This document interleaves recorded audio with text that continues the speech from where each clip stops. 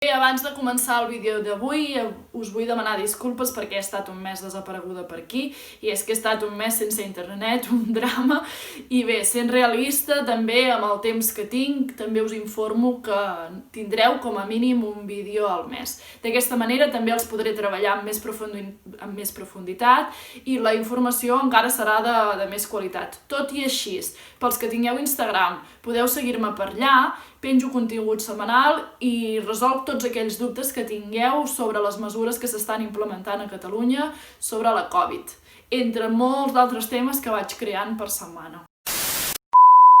Dit això, ara sí que sí, benvinguts i benvingudes.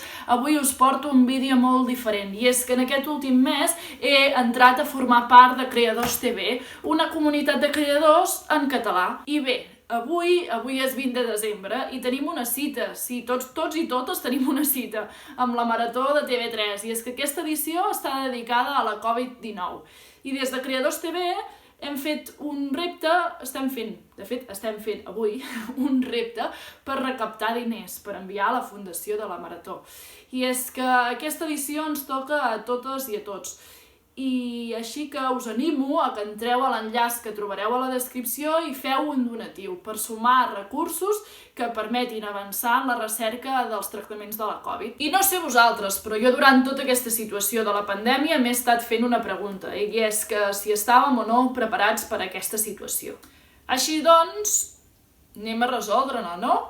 Vinga, doncs entrem en matèria. Benvinguts i benvingudes, això és Política per principiants.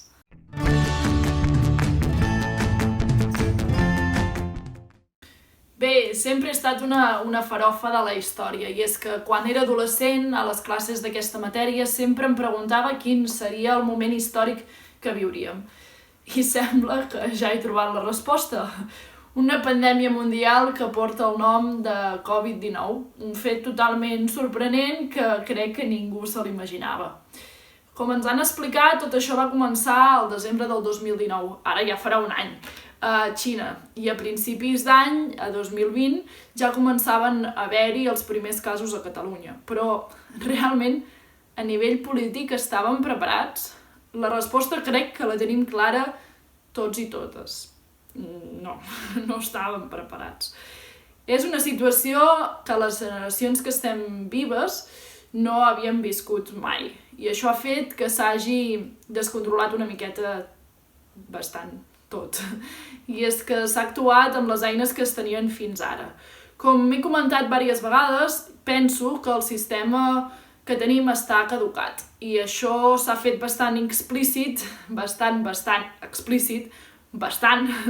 en una situació tan heavy com la que estem passant ara.